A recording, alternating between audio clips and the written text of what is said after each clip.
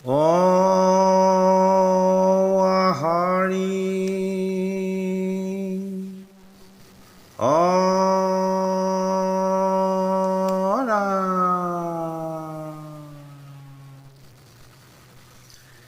কৃষ্ণ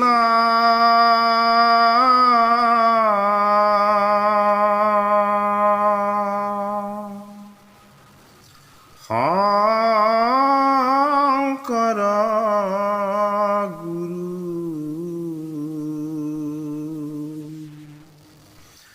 হৰি নাম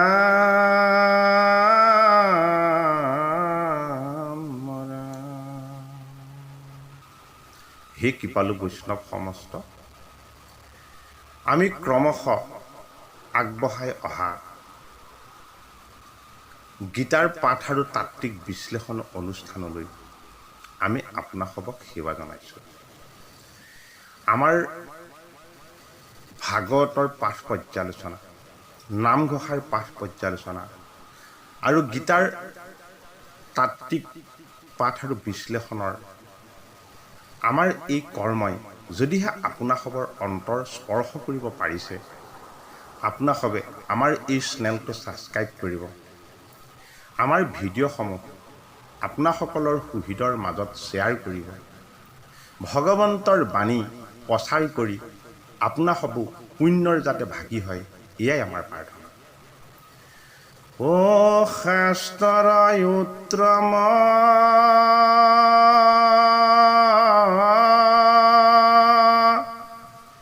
গীতা ভাগৱত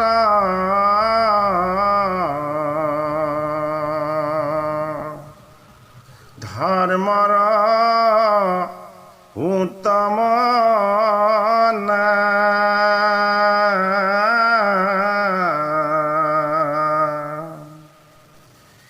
দেৱৰ উত্তম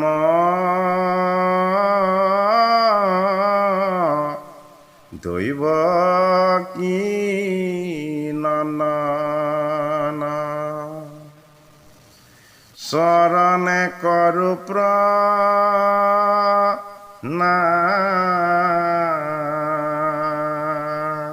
ৰাম চৰণে কৰো প্ৰণাম।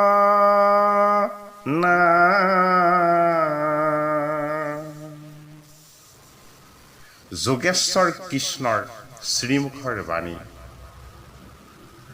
অৰ্জুনৰূপী সখা এই গীতাৰ হ'ল শ্ৰোতা। ধৃতৰাষ্ট্ৰস্বৰূপ অন্ধ আৰু অজ্ঞজনক এই বাণী শ্ৰৱণ কৰাইছে প্ৰণেতাস্বৰূপ পৰমেশ্বৰ বেদব্যাসৰ দিব্য দৃষ্টিৰে আশীৰ্বাদ পুষ্ট হৈ সঞ্জয় নামৰ তেওঁ মন্ত্ৰীয়ে। হে কৃপালু বৈষ্ণৱ সমস্ত, গীতাৰ কথা অতি গভীৰ। সেইবাবেই গীতাত যি চৰিত্ৰ, এই চৰিত্ৰৰ পৰিমাণ অতি তাকৰ। যিসমূহ চৰিত্ৰ গীতাত আনি দৰ্শন কৰোৱা হৈছে, এই চৰিত্ৰবিলাক কেৱল এক প্ৰতীক।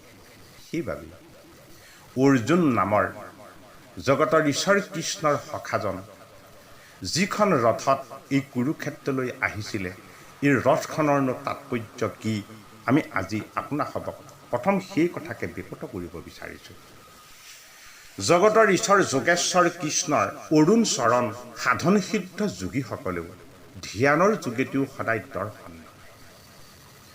জগতৰ ঈশ্বৰ কৃষ্ণৰ ৰাতুল চৰণ ব্ৰহ্মাদেৱ, শিৱ আদি মুখ্য দেৱতাসকলেও সদায় ধ্যান কৰি, সদায় তেওঁকেই বন্দন কৰি তেওঁৰ চৰণ দৰ্শন কামনা কৰে। সেই পৰম পবিত্ৰ যোগেশ্বৰ কৃষ্ণ অনন্ত কোটি ব্ৰহ্মাণ্ডৰ যিজন হৰি, সেইজন হৰি যিখন ৰথত উঠি সাৰথি হ'ব। এই ৰথ কিমান দিব্য, কিমান তাত্ত্বিক আৰু কিমান মহত্বপূৰ্ণ হ'ব লাগিব। সেইবাবেই জগতৰ ঈশ্বৰ কৃষ্ণই কুৰুক্ষেত্ৰৰ যুদ্ধত যিখন ৰথত উঠি অৰ্জুন নামৰ সখাক সাৰথি হিচাপে সহায় কৰিছিলে, সেই ৰথখনৰ নাম ৰখা হৈছিলে কপিধ্বজ। এই কপিধ্বজ নামৰ দিব্য ৰথখন অৰ্জুন নামৰ কৃষ্ণৰ সখাই তেওঁ দিব্য সাধনাৰ যোগেদি লাভ কৰিছিল আৰু এই সাধনাই আছিল খাণ্ডৱ নামৰ বন অগ্নি নামৰ দেৱতাক তেওঁ দহন কৰি অগ্নিক সন্তুষ্ট কৰিব লাগিব প্ৰশ্নটো এটাই অগ্নি কোন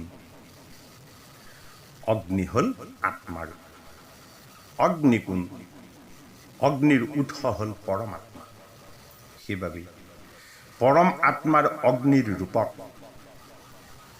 একান্তভাৱে সাক্ষাৎ কৰি এই অগ্নিৰ যি উপহাৰ এই উপহাৰক যিজনে ধাৰণ কৰিব পাৰে সেইজনেই হল যোগেশ্বৰ কৃষ্ণৰ সখা অৰ্জুন অগ্নি দেৱতাক খাণ্ডৱ বন দহন কৰি দিয়াৰ দায়িত্ব অৰ্জুনে কিয় ল'ব পাৰিব অৰ্জুনৰ আস্থা আছে অৰ্জুনৰ আছে বিশ্বাস আৰু অৰ্জুনৰ আছে ভৰসা এই সমস্ত ভৰসা ক'ত তেওঁ কাণ্ডীপধাৰী কাৰণেই অৰ্জুনে খাণ্ডৱ বন দহন কৰিব পাৰিলে এই খাণ্ডৱ বননো কি এই খাণ্ডৱ বন লোভ মোহ কাম ক্ৰোধ দম্ভ দৃশ্য অহংকাৰ বিষয় বাসনা ৰূপী মায়াৰ ভ্ৰান্তিবিলাক জীৱনত য'ত গভীৰ অৰণ্য হৈ অন্ধকাৰৰ গহ্বৰ সৃষ্টি কৰি বাস কৰে এই বনখনকে কোৱা হয় খাণ্ডৱ বন বুলি এই খাণ্ডৱ নামৰ বন যদি দহন কৰিবলৈ হয় তেতিয়াহ'লে কাণ্ডীপ স্বৰূপ গুৰুৰ একান্ত ভক্তি একান্ত আশীৰ্বাদ আৰু একান্ত কৃপাৰ প্ৰয়োজন সেইবাবে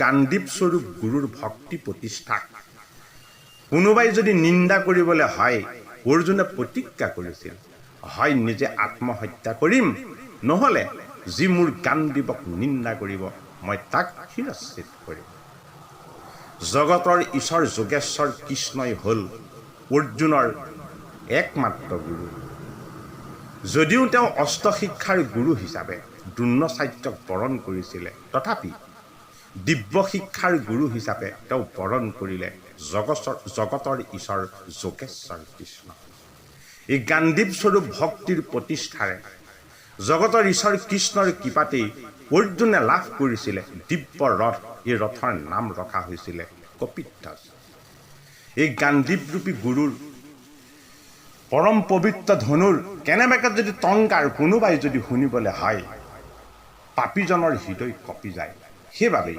অৰ্জুনৰ গাণ্ডীপৰূপী ধনুত যি টংকাৰ যি জংকাৰ যি সুৰ প্ৰবাহিত হয় আমি আজি সেই সুৰৰ বিষয়ে আপোনালোকক কৈছোঁ সেই সুৰেই হ'ল শ্ৰী কৃষ্ণায় বাসুদেৱায় দৈৱকী নন্দনায় নন্দগোপ কুমাৰায় গোবিন্দায় নমো নমঃ নমঃ পঙ্কজনাভায় নমঃ পঙ্কজমালিনে নমঃ পঙ্কজনেত্ৰায় নমস্তে পঙ্কজাঙ্ঘ্ৰে এয়াই হ'ল অৰ্জুনৰ বৃত্তি প্ৰতিষ্ঠাৰূপী গাণ্ডীৱৰ ধনুৰ টংকাৰ এই টংকাৰ শুনাৰ লগে লগেই সমস্ত পাপীবিলাক ভীতিগ্ৰস্ত হৈ পলাবলৈ আৰম্ভ কৰে এই দিব্য জ্ঞান আৰু ভক্তিৰ তত্ত্বৰে অগ্নিদেৱতাকো সন্তুষ্ট কৰি অৰ্জুনে যি ৰথ লাভ কৰিছিলে এই ৰথৰ নাম ৰখা হ'ল কপিধ্বজ কপি মানে আচলতে বান্দৰ আমি যদি চাওঁ উৎসতে আমিওতো বান্দৰেই আছিলোঁ বান্দৰ স্বৰূপ প্ৰাণীৰ ক্ৰমবিকাশৰ লগে লগে মানৱৰূপী এক দিব্য আমি জীৱন লাভ কৰিবলৈ সক্ষম হ'লোঁ ভগৱান ৰামচন্দ্ৰ পৰমাত্মা পৰম পুৰুষ জগতৰ ঈশ্বৰ ৰাম মৰ্ত্যলে মনুষ্য ৰূপেৰে অৱতাৰ ল'ব বুলি যেতিয়া জানিলে তেতিয়া কি হ'ল ভগৱান ৰামচন্দ্ৰ যদি মৰ্ত্যৰ মানৱ হয়, তেওঁ ভকতে তেওঁক স্তুতি কৰি কৈছিল যে তুমি মোক বান্দৰ বনাই দিবা, কাৰণ তুমি যদি মানৱ দেহ ধাৰণ কৰা তেতিয়াহ'লে মই তোমাৰ ওচৰত বান্দৰ দেহ গ্ৰহণ কৰিম। ভগৱান ৰামচন্দ্ৰই মৰ্ত্যত যদি মানৱ ৰূপেৰে তপস্বীৰ ৰূপ যদি ধাৰণ কৰে, তেতিয়া তেওঁ ভকতে তেওঁক কৈছিল যে তুমি যদি তপস্বীৰ ৰূপ লৈ তুমি যদি মানৱ দেহ লাভ কৰা তেতিয়াহ'লে তুমি মোক ভালুক বনাই দিবা। সেইজন ভকত ভালুক ৰূপেৰে জন্ম হ'ল। জগতৰ ঈশ্বৰ ৰামচন্দ্ৰ যদিহে বনবাসী হয়, তেতিয়া তেওঁ ভকতে তেওঁক স্তুতি কৰিছিল তুমি যদি বনবাসী হোৱা তেতিয়াহ'লে তুমি মোক ৰাক্ষস বনাই দিবা। ভগৱন্ত ৰামৰ ওপৰত ভক্তিৰ প্ৰতিষ্ঠা, ভগৱন্ত ৰামৰ ওপৰত ভক্তিৰ নিষ্ঠা, ভগৱন্ত ৰামেই যে শ্ৰেষ্ঠ তাৰ পৰিপূৰ্ণ বিশ্বাস আৰু আস্থা যি ৰাখিব পাৰে সেয়াই হ'ল কপি। এই কপিস্বৰূপ বান্দৰ হনুমন্ত ভক্তিৰ ধ্বজাৰূপেৰে ধাৰণ কৰিছিলে ভগৱন্তৰ ৰামস্বৰূপ নাম। সেইবাবে কপিধ্বজ নামৰ ৰথত হনুমন্ত নামৰ বান্দৰে যি পতাকা বা ধ্বজা ধৰি আছে, এই পতাকাত লিখি থোৱা আছে জয় শ্ৰীৰাম বুলি। য'ত ৰামৰ জয় তাতেই সকলোৰে জয়। এয়াই হ'ল কপিধ্বজ নামৰ ৰথ, যিখন ৰথত জগতৰ ঈশ্বৰ যোগেশ্বৰ কৃষ্ণ সাৰথী হ'ব। ৰামস্বৰূপ নামৰ ৰথতেই সমস্ত জীৱই এই মায়ামোহৰ বন্ধনৰ পৰা মুক্ত হৈ পৰম পবিত্ৰ মুখ্যধামৰ সিপাৰত বৈকুণ্ঠপতিৰ ৰাতুল চৰণ দৰ্শন পাব। এই বিশ্বাস আৰু আস্থা যি ৰথত আছিলে সেই ৰথৰ নাম হ'ল ভক্তি। এই ভক্তিৰূপী ৰথত আমি ধাৰণ কৰোঁ বুলি ধাৰণ কৰিব নোৱাৰোঁ। ভক্তিক কোনে দান কৰে? হৰি ভক্তি দান দিয়া জগতকে তাৰিলা সংসাৰ। গুৰুৰ অবিহনে ভক্তি কোনেও দান কৰিব নোৱাৰে। সেইবাবে যি সৎগুৰুৱে ঈশ্বৰ ভক্তিক দান কৰে, এই গুৰু পৰম্পৰাক ৰক্ষা কৰি অগ্নিয়েই হ'ল গুৰু, অৰ্জুনেই হ'ল শিষ্য। এই অগ্নিৰূপী গুৰুক আত্মাৰ স্বৰূপক অৰ্জুন নামৰ ভকতে অনুভৱ কৰি আত্মাৰ পৰম তত্ত্ব পৰমাত্মাৰ পৰম তত্ত্বৰ লগত সংযোগ কৰি জগতৰ ঈশ্বৰ যোগেশ্বৰ কৃষ্ণই সমস্তৰে গৰাকী তাক অনুভৱ কৰি অৰ্জুনে লাভ কৰিলে যি ৰথ, এই ৰথৰ নাম হ'ল ভক্তিৰ ৰথ। এই ভক্তিৰ ৰথত উপবিষ্ট হয় ভগৱান। এই ভগৱান এই ভক্তিৰ ৰথৰ সাৰথী হয়। আমি ভক্তি কাক কৰিম? আমি ভকত হৈ কাক উপাসনা কৰিম? যিজন আমাৰ উপাসনীয় ঈশ্বৰ সেইজন যদি নৰদেহধাৰী, তেতিয়াহ'লে আমিতো তেওঁৰ ওচৰত বান্দৰস্বৰূপ বিশৃংখল জীৱনযুক্ত। সেইবাবেই কপিধ্বজ নামৰ ভক্তিৰ ৰথত অৰ্জুন নামৰ সখাই যুদ্ধ কৰিবৰ কাৰণে উঠিব পাৰে। কৃপা কেৱল জগতৰ ঈশ্বৰ যোগেশ্বৰ কৃষ্ণ। এই কপিধ্বজ নামৰ ৰথত আছে 5টা বগা ঘোঁৰা। মন যেতিয়ালৈকে পবিত্ৰ নহ'ব, পঞ্চভূত সদায় বিকাৰযুক্ত, ক্ষিতি অপ তেজ বায়ু আৰু মৰু। আমাৰ 5টা জ্ঞানেন্দ্ৰিয় আছে। এই 5টা জ্ঞানেন্দ্ৰিয় যদিহে গুৰুৰ আশীৰ্বাদ নহয়, যদিহে সাধুৰ সংগ নহয়, যদিহে সৎ চিন্তন আৰু ভাৱনা নহয়, তেতিয়াহ'লে ই বিকাৰযুক্ত হৈ থাকিব। গুৰুৰ কৃপাত, শাস্ত্ৰৰ নয়ত, সৎসংগৰ প্ৰভাৱত আমাৰ মন পবিত্ৰ হ'ব পাৰে। মনৰ পবিত্ৰতাৰ যি ৰূপ, এই মনৰ পবিত্ৰতাৰ ৰূপেই হ'ল সেই ৰথত থকা 5টা আমাৰ 5টা জ্ঞান ইন্দ্ৰিয় ৰূপী বগা ঘোঁৰা। এই 5টা বগা ঘোঁৰাৰ লেগাম বাসুদেৱ কৃষ্ণৰ হাতত যেতিয়া সমৰ্পিত হ'ব, এই লেগাম চঞ্চল নহয়, এই লেগাম হ'ব সংযমৰ ৰূপ। এই লেগাম হ'ব আমাক নিয়ন্ত্ৰণ কৰাৰ প্ৰতিষ্ঠাৰ ৰূপ। সেইবাবেই এই লেগাম ধাৰণ কৰিব লাগিব জগতৰ ঈশ্বৰ জগতগুৰু যোগেশ্বৰ কৃষ্ণ। যোগেশ্বৰ কৃষ্ণই ভকতক কিমান কৃপা কৰে তাৰ প্ৰমাণ ৰথৰ সাৰথী হ'ল। আমাৰ 5টা জ্ঞানেন্দ্ৰিয়ৰ লেগাম তেওঁ হাতত ধৰি ল'লে আৰু আমাক যেন আগলৈ নিবৰ কাৰণে আমাৰ বিবেক বুদ্ধি সমস্ত বিচাৰ তেওঁ চাবুক ৰূপেৰে ধাৰণ কৰি ল'লে। এই বিবেক বুদ্ধি আৰু বিচাৰৰ চাবুক গুৰুৰূপী যোগেশ্বৰ কৃষ্ণৰ হাতত যদি আমি কেনেবাকৈ তুলি দিব পাৰোঁ, তেতিয়াহ'লে আমি সেইখন ৰথত বহি আমাৰ এই জীৱনময় যুদ্ধ আমি চলাই যাব পাৰিম।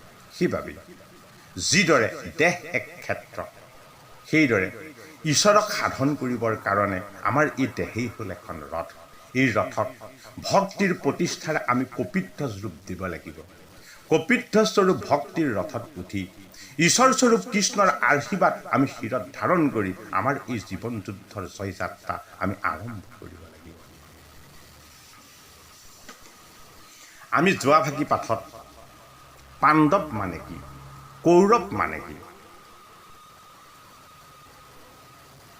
এই বিষয়বিলাকৰ আমি তত্ত্ব আগবঢ়াইছিলোঁ।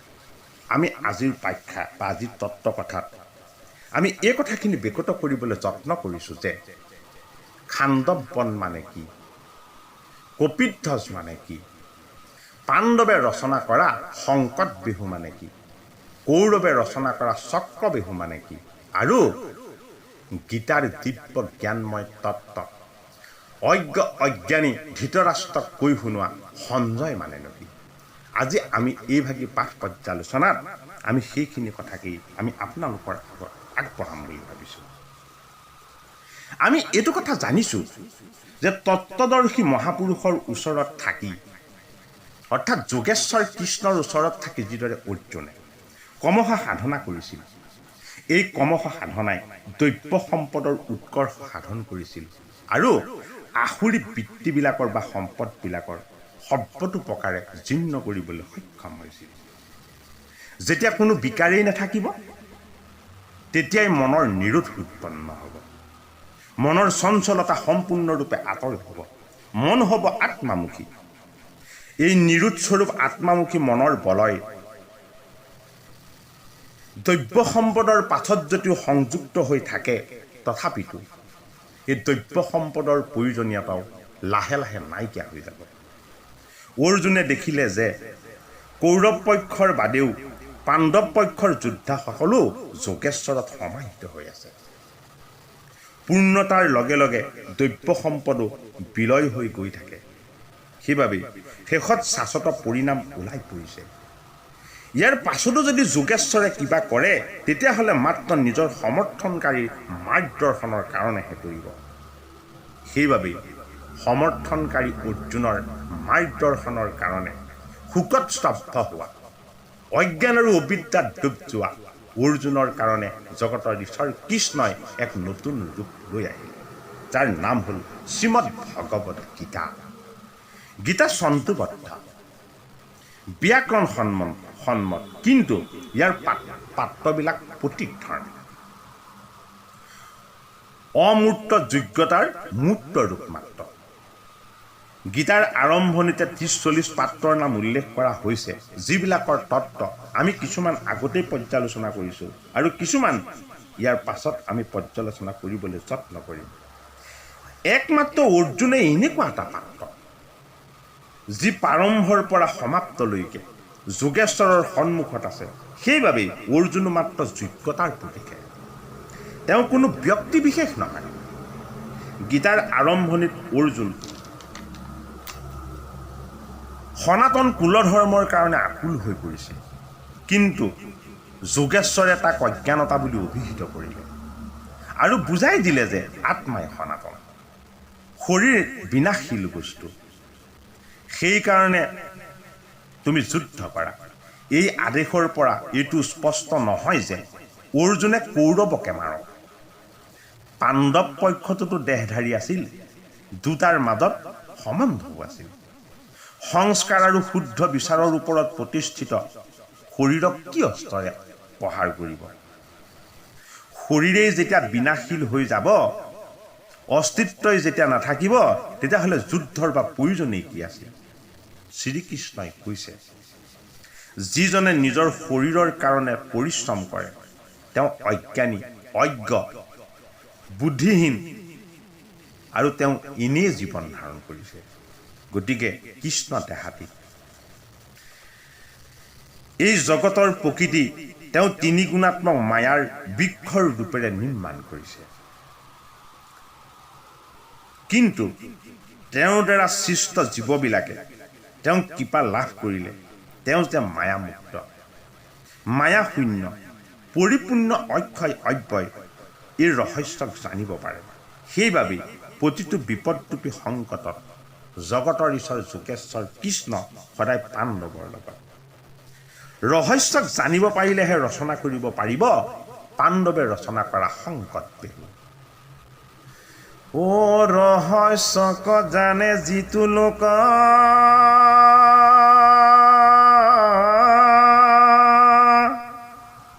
ও সতত কীৰ্তন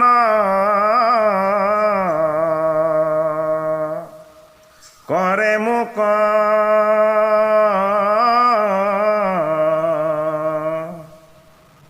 অধৰিদ্ৰী হবত ও কৰি যত্ন বিপৰীত ও মোৰ সৰ্বোত্তম দুয়ো পাৱে ও কৰে নমস্কাৰ ভক্তি ভাৱে ও তাৰ মোৰ এৰা এৰি না হিকদা চিত।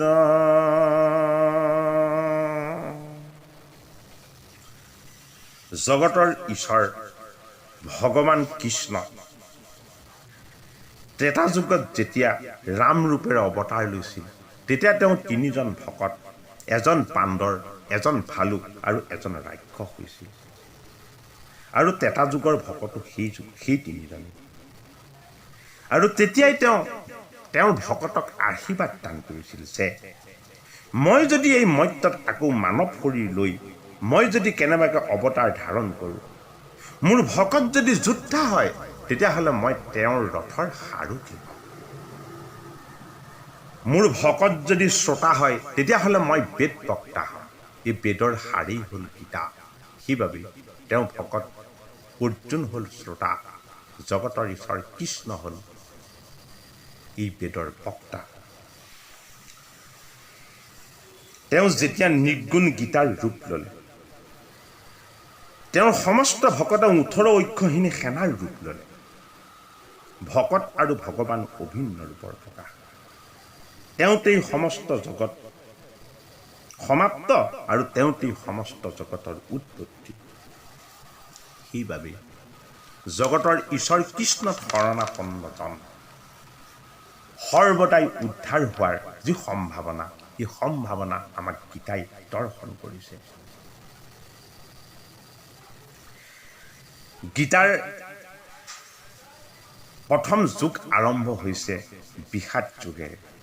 কান্দি কান্দি ভূমিষ্ঠ হোৱা মানৱৰূপী জীৱৰ জ্ঞানহীন, বুদ্ধিহীন, বিচাৰহীন, অজ্ঞ অবুধ যাত্ৰাৰে আৰম্ভ হোৱা এক সত্য প্ৰক্ৰিয়া। পৰম আনন্দময় পৰম পুৰুষৰূপী মূলৰ পৰা আহঁতৰূপী তিনিগুণাত্মক মায়া বৃক্ষলৈ বৈ অহাৰ ব্যৱস্থা মূলতঃ বৈকুণ্ঠপতি। ডাল আৰু পাতত সংকটাপন্ন পতিতসকল, সংকট বেহুৰ মাজত, চক্ৰ বেহুৰ মাজত সংকট মোচন, চক্ৰ বেহুৰ পৰা মুক্ত কৰা তেওঁ চক্ৰপাণি।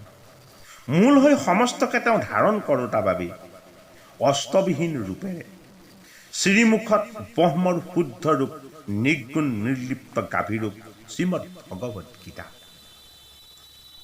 বিষাদৰ পৰা মুখ্যলৈকে, অৰ্থাৎ গীতা আৰম্ভ হৈছে বিষাদ যুগেৰে আৰু সমাপ্ত হৈছে মুখ্য যুগেৰে।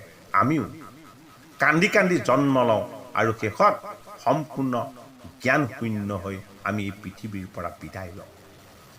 জ্ঞান শূন্য জীৱনেই জানো, অচেতন অৱস্থাই জানো আমাৰ মুখ্য ধাৰণ নহয়।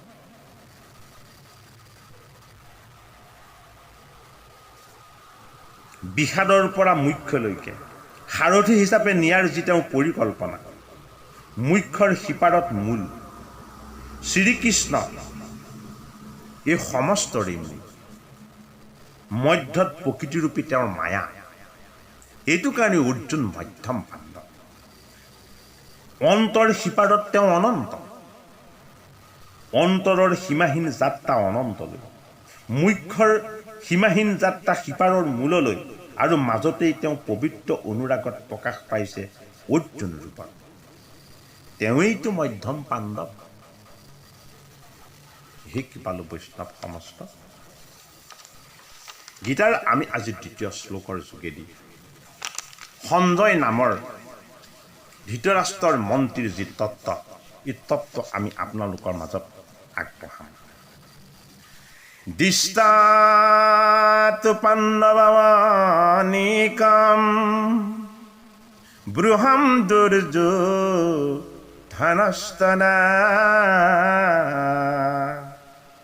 আশায়মুপচগম্য ৰাজা বচনমব্ৰবৃত।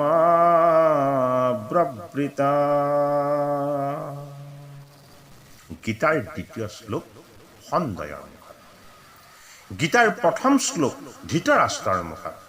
ধৃতৰাষ্ট্ৰৰ মুখৰ শ্লোকটো কি আছিলে? ধৰ্মক্ষেত্ৰে কুৰুক্ষেত্ৰে সমবেতা য়ুয়োৎসৱ মামকা পাণ্ডৱস্যৈব কিমকুৰ্বত সঞ্জয়। অৰ্থাৎ অন্ধজনৰ বাক্যত ধৰ্মক্ষেত্ৰ নামৰ শব্দৰ উচ্চাৰণেৰে সঞ্জয় স্বৰূপ শব্দৰ শেষত উচ্চাৰণ কৰি তেওঁ শ্লোকটো সমাপ্ত কৰিলে। অৰ্থাৎ ধৰ্মক্ষেত্ৰত যি আছে সেয়া হ'ল সঞ্জয়, মাজত যিখিনি আছে সেইখিনি হ'ল বিকাৰ। কোন আছে? কৌৰৱ আৰু কৌৰৱৰ শত্ৰু বুলি ভবা পাণ্ডুপুত্ৰসকল। এই সমস্তখিনিয়ে বিকাৰযুক্ত বস্তু। সেইবাবে দ্বিতীয় শ্লোক সঞ্জয়ে আৰম্ভ কৰিছে দিষ্টাতু পাণ্ডৱ অনিকম। দিষ্টা মানে হ'ল দেখি, তু মানে কিন্তু, পাণ্ডৱ অনিকম মানে পাণ্ডৱ পক্ষৰ সৈন্যসমূহৰ বৃহম মানে বেহুত, দুৰ্যোধনস্তদা অৰ্থাৎ দুৰ্যোধনে তেতিয়া, আচৰম উপচগম্য ৰাজা বচনম অৱবৃত। আচৰ্যম মানে হ'ল গুৰু, উপচংগম্য মানে হ'ল ওচৰলৈ গৈ, ৰজাই বচনম এই কথাষাৰ অৱবৃত ক'লে। অৰ্থাৎ সঞ্জয়ে ক'লে যে পাণ্ডুপুত্ৰসকলে নিজৰ সৈন্যসমূহ সুসজ্জিত বেহুত যেতিয়া সজাই লোৱা দেখি দুৰ্যোধনে তেওঁ গুৰু দ্ৰোণাচাৰ্যৰ ওচৰলৈ গৈ এইদৰে ক'বলৈ ল'লে। কিনো ক'ব আমি পাছৰ শ্লোকত এইখিনি পাম। বিষাদ যুগৰ প্ৰথম শ্লোকে অন্ধ ধৃতৰাষ্ট্ৰৰ সঞ্জয়ৰূপী দিব্যদৃষ্টিৰ ওপৰত নিৰ্ভৰশীলতা প্ৰকাশ কৰাৰ লগতে ধৰ্মদৃষ্টি সঞ্জয় স্বৰূপ আৰু আসুৰিক দৃষ্টি কুৰু স্বৰূপ দুইটাৰ ব্যৱধান দেখুওৱাৰ লগতে মোৰ পুত্ৰসকল বুলি মোহৰ বন্ধনক ধৃতৰাষ্ট্ৰই আৰু পাণ্ডুপুত্ৰ বুলি পুণ্যময় ভাৱ আৰু পুণ্যময় কৰ্তব্য তেওঁৰ পৰা যে আঁতৰত আছে তেওঁ তাকো প্ৰকাশ কৰিলে। এইদৰে অজ্ঞজনৰ পৰা, মোহগ্ৰস্তজনৰ পৰা, দুৰ্বুদ্ধিৰ বিপাকৰ পৰা পৰিত্ৰাণ পোৱাৰ আশাৰে সঞ্জয়ৰূপী আত্মদৃষ্টিত তেওঁৰ ভৰসা, তাকে তেওঁ প্ৰকাশ কৰিলে। বিষাদ যুগৰ দ্বিতীয় শ্লোক এই সঞ্জয়ৰ মুখেৰে সেইবাবেই প্ৰকাশ পালে। এই সঞ্জয় পুণ্যময় ভাৱৰ গৰাকী হোৱাৰ লগতে কৰ্তব্যৰ যে সাধক তাক প্ৰকাশ কৰিলে। কিয়? পাণ্ডু মানে হ'ল পুণ্যময় চিন্তন, পুণ্যময় কৰ্তব্যৰ যে সাধক তেওঁ প্ৰকাশ কৰিছে। কেনেদৰে? সঞ্জয়ৰ বৃত্তি হ'ল আত্মদৰ্শন, সঞ্জয়ৰ দৃষ্টি হ'ল তত্ত্ব দৰ্শন, সাংখ্য দৰ্শন, ভক্তি দৰ্শন, যোগ দৰ্শন, বিশ্বৰূপ দৰ্শন, মুখ্যৰ সিপাৰৰ বৈকুণ্ঠ আৰু বৈকুণ্ঠপতিৰ ৰাতুল চৰণ দৰ্শন। এয়াইতো সঞ্জয়ৰ দৃষ্টি। কিন্তু তেওঁ দৰ্শন কৰে সেইবাবেই, অৰ্থাৎ ধৃতৰাষ্ট্ৰই অন্ধজনে, মোহগ্ৰস্তজনে কেতিয়াও দৰ্শন নাপায়।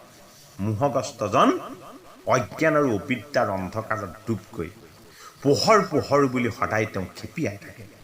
এই পোহৰ ক'ত আছে? এই পোহৰ আছে দিব্যদৃষ্টি সম্পন্ন সঞ্জয়।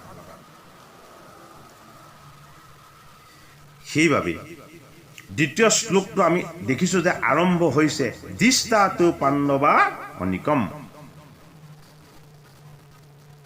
অৰ্থাৎ পাণ্ডৱ পক্ষৰ সেনাৰ সুসজ্জিত বেহু দেখি। কিন্তু পাণ্ডু মানে আমি কৈছোঁৱেই কালি যে পুণ্যময় গুণবিলাক, যিবিলাকৰ দ্বাৰা সঞ্জয়ে সকলো দৰ্শন কৰে। বিষাদৰূপী অজ্ঞান অবিদ্যাৰ যান্ত্ৰণা আৰু এই যান্ত্ৰণাত কাতৰ হৈ ধৃতৰাষ্ট্ৰৰূপী অজ্ঞতাই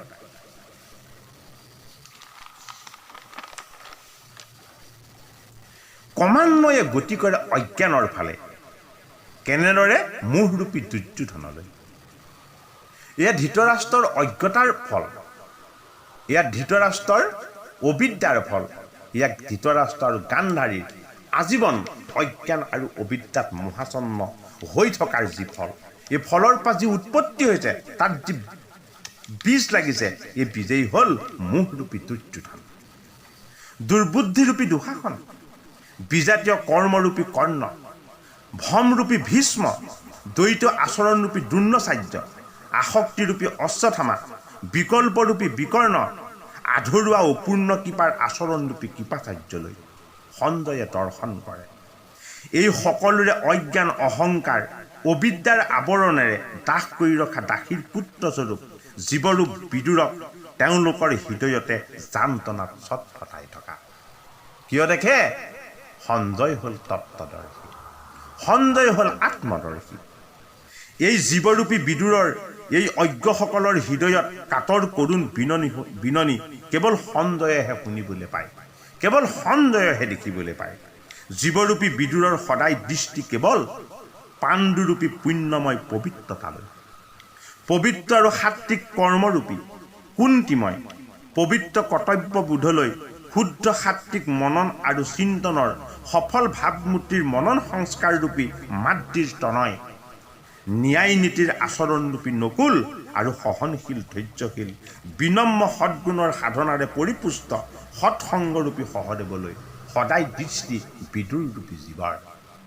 ইয়াক দৰ্শন পায় কেৱল সঞ্জয়ে। সেইবাবেই দিব্যদৃষ্টি সম্পন্ন তত্ত্বদৰ্শী আত্মাৰূপী সঞ্জয়ৰ নিলিপ্ত দৰ্শন। আমাৰ দৃষ্টিশক্তি আছে, কিন্তু এই দৃষ্টিক কোনে সাৰ্থক কৰে? কেৱল পোহৰ। যদি পোহৰ নাথাকে, আমি দৃষ্টি থাকিলেও অন্ধ। সেইবাবেই পাণ্ডুময় পবিত্ৰ পোহৰ ভক্তিৰ ঘিতৰ দ্বাৰা প্ৰকাশিত হয়। ধৰ্মৰূপী পবিত্ৰ শলিতা নিৰ্লিপ্ত বস্তু। এই ধৰ্মৰূপী শলিতাত আমাৰ শুদ্ধ সংস্কাৰৰ শলাকানি মাৰি আমি সদায় ৰাখিব লাগিব। পোহৰৰ প্ৰবাহ অনন্তমুখী হ'বৰ বাবেই প্ৰয়োজন। অজ্ঞ অন্ধ ধৃতৰাষ্ট্ৰৰ মন্ত্ৰীৰ সাধনাৰ মহত্বই বিশ্বৰূপ দৰ্শন। অৰ্জুন এই বিশ্বৰূপ দেখি ভীতিগ্ৰস্ত হ'ল, কিন্তু বিশ্বৰূপ দৰ্শন পাই সঞ্জয় সমাধিস্থ হ'ল। পুণ্যদৃষ্টি সঞ্জয়ৰ আজীৱন সহচৰ। এইদৰেই গীতাত সঞ্জয়ৰ প্ৰথম বাক্য দিষ্টাতু পাণ্ডৱানিকম ব্যহম দুৰ্যোধনস্তদা। পাণ্ডৱৰ বেহু পুণ্যৰ আৱৰণেৰে আবৃত, সেইবাবেই সেই বেহুৰ নাম হ'ল সংকট বেহু। ধৃষ্টদ্যুম্নই দ্ৰোণাচাৰ্যৰ পৰা শিকি লোৱা কৌশল অনুসৰি যদিও সেই বেহু নিৰ্মাণ কৰিছে, এই বেহুত প্ৰয়োগ কৰা উপকৰণবিলাক অত্যন্ত আধ্যাত্মিক। যদি আমি এটা ঘৰ বনাওঁ, ঘৰৰ মডেল যদি এজন ভাল ইঞ্জিনিয়াৰৰ পৰা আনো, কিন্তু ঘৰটোত প্ৰয়োগ কৰা যদি ৰ' মেটেৰিয়েলছবিলাক ভেজাল হয়, তেতিয়াহ'লে সি অতি সোনকালেই খহি পৰিব। আমাক আৰ্হি বনাই দিয়া এই ইঞ্জিনিয়াৰৰূপী গুৰুজনৰ ওচৰত আমি কেৱল আৰ্হিটোৰহে ভৰসা কৰিব পাৰোঁ। ঘৰ বনাবলৈ ব্যৱহাৰ কৰা উপযুক্ত সামগ্ৰীবিলাক ধৃষ্টদ্যুম্ন স্বৰূপ নিজৰ সৎবুদ্ধিৰ যোগেদি চিনি পাব লাগিব। সেইবেলেগেই অধৰ্মৰ দৃষ্টিত উৎপত্তি হয় পৰমাৰ্থিক সংকট। অৰ্থাৎ ধৃষ্টদ্যুম্নই যি বেহু ৰচনা কৰিছিলে, এই বেহুৰ নাম আছিলে সংকট বেহু। ধৃষ্টদ্যুম্নই সংকট বেহু কিয় ৰচনা কৰিছে? সেইবাবেই যে সেই বেহুক অধৰ্ম আৰু আসুৰী বৃত্তিৰ বাবে ভীষণ সংকট সৃষ্টিকাৰী। বেহুৰ নাম এইবাবেই সংকট বেহু যে বিপৰীত পক্ষৰ পৰাজয় হ'ব, কাৰণ তেওঁলোকৰ বাবে ভীষণ সংকট সেই বেহুক স্পৰ্শ কৰাটো। অন্ধতাৰ পৰা মিছা ব্ৰত, মিছা প্ৰতিজ্ঞা, মিছা প্ৰতিশ্ৰুতিৰ সৃষ্টি হয়। সেইবাবেই ধৃতৰাষ্ট্ৰ গান্ধাৰীৰ পৰা দুৰ্যোধন, দুঃশাসন, কৰ্ণ, বিকৰ্ণ, কৃপাচাৰ্য, দ্ৰোণাচাৰ্য, অশ্বত্থামা চক্ৰাকাৰে পাপৰ চক্ৰত ঘূৰি আছে। সেইবাবেই ভীষ্মই ৰচনা কৰা বেহুৰ নাম হ'ল চক্ৰবেহু। মিছা মোহ, পাশ, বন্ধন, অহংকাৰ, জন্ম মৃত্যুৰ চক্ৰ, কাল চক্ৰ, মায়াৰ চক্ৰ ঘূৰি ঘূৰি বৃত্তৰ ৰূপ লয়, ই শূন্যৰ ৰূপ লয়। সেইবাবেই কৌৰৱে ৰচনা কৰা বেহু শূন্য অৰ্থাৎ চক্ৰবেহু। অধৰ্মৰ সংকট মানেই পুণ্যৰ অগ্নিয়ে পাপৰূপী শুকান বনক ভস্ম কৰাৰ সম্ভাৱনা।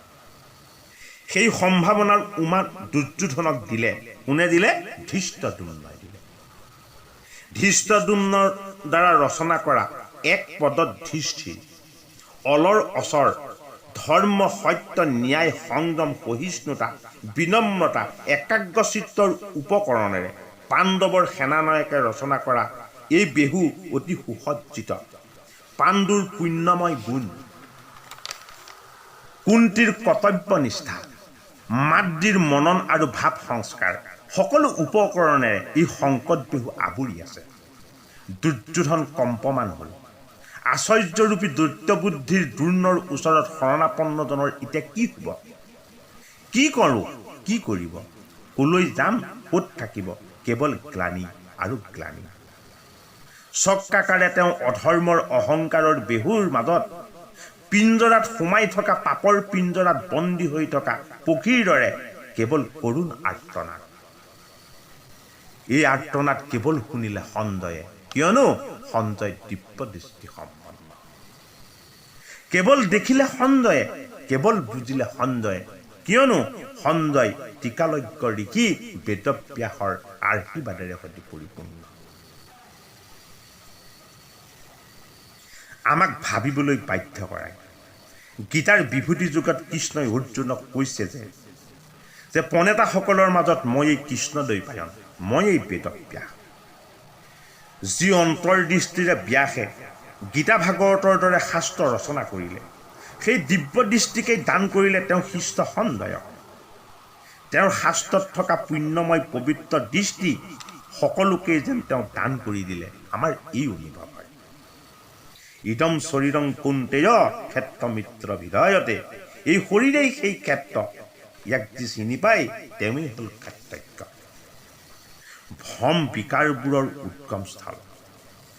দেহ থকালৈকে জীয়াই থাকে, দেহ থকালৈকে দশ ইন্দ্ৰিয়ও থাকিব।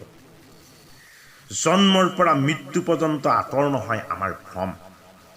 সেইবাবেই ভ্ৰমৰূপী ভীষ্ম পিতামহ কৌৰৱসকলৰ আমি কালি পাঠ পৰ্যালোচনাত ভীষ্ম যে ভ্ৰম, তাৰ আমি তত্ত্বগত ব্যাখ্যা আপোনালোকৰ মাজত বিকৃত কৰিছোঁ। আমি আৰু আজি পুনৰাবৃত্তি নকৰোঁ। যুদ্ধ সমাপ্ত হ'ল। শৰসজ্জাত অচেতন আছিল, তথাপি ভীষ্ম জীয়াই আছিল।